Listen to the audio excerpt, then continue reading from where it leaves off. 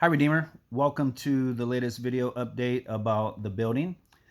Um, right now, we're basically, again, in the calm before the storm when Primus, the company that is doing the design and construction, is communicating with the city about various regulations. And once they get through that hump, then they can continue on to full design and get bids and that kind of thing. So we're just kind of waiting and interacting with the city. One pretty big issue that has come up is this. We have been envisioning these two facilities being connected through that existing tunnel. Well, that's not allowed to happen if the property is divided and we have two properties, right? So that's been the idea too, is that we would divide the property and close on the land, and um, and then we would connect the buildings. Well, the city is saying you can have one or the other because of fire code. You're not allowed to have any openings between two different properties.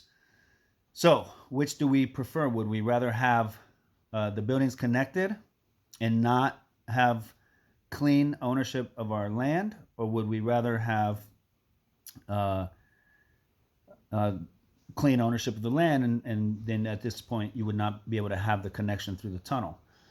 Um, the way you would go about if you wanted to keep the connection, you would have to create basically like a condo association. So many of you are familiar with that when you've seen apartments that are condos. When you go and you buy the apartment like you buy a home, but there's a shared ownership of the land and maybe in that situation a shared roof and things like that. Well, this also exists in the commercial world. You can go and buy a portion of a strip mall and you own that, and then there's shared ownership of sidewalks and roof and um, land and things like that. So that's how that would be solved. There's another issue here also, and it is this: if we connect the properties, the city is going to require an elevator in the Youth for Christ facility. If we don't connect them, it just has no impact on us as far as elevator goes. But if we connect them and then build some stairs down into there, the city's going to require an elevator. So at this point, we've viewed an elevator as optional. But they're pretty expensive. To link those two buildings with some kind of vestibule and put an elevator in there would be a couple $100,000. Um, we viewed it as optional. But right now, the city is saying if you link it, it's going to be mandatory. So the building team has been discussing the pros and cons of this and has basically opted for maintaining clean ownership of the property and not having the connection or the elevator. Number one, just to have that clean ownership. We've already got one layer of complication, which is a good thing. This partnership with Youth for Christ and sharing the facility, and we trust God would bless through that. But we didn't want to add another layer of complication, which is we don't own our property, and they would have to forego their ownership, their clean ownership of their property as well.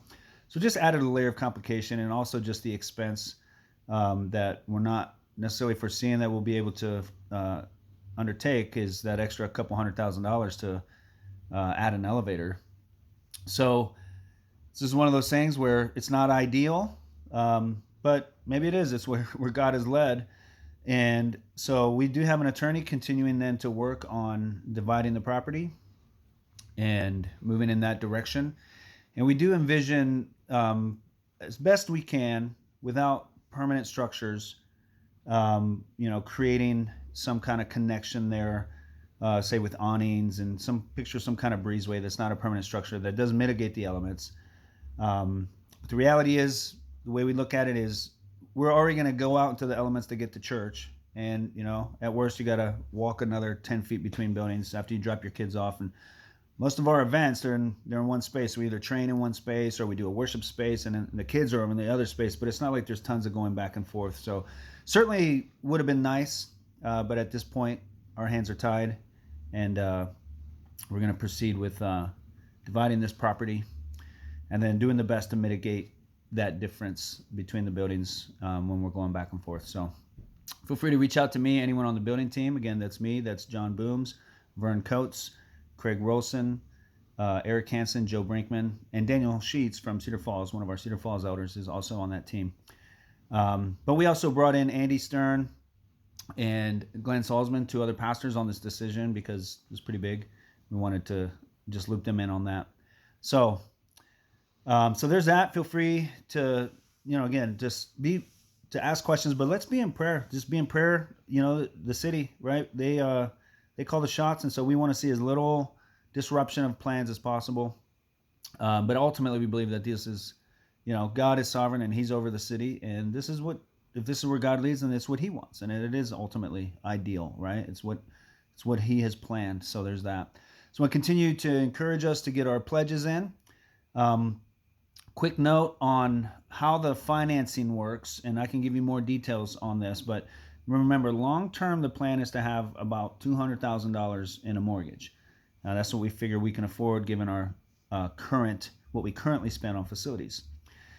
But the upfront cost to build this facility, you take a construction loan, right? So the lump sum, the $700,000-$800,000, whatever it takes to get that built, it's a construction loan. It's a short-term loan, and that's what gets paid down over 3 years with our 3-year pledge period, right? And so, yes, they're gonna front that up front because you need that all up front basically before by the time you're done building. So by the time we are completed and in the facility, that money will all be spent, and then our pledges over the course of 3 years will be paying that down.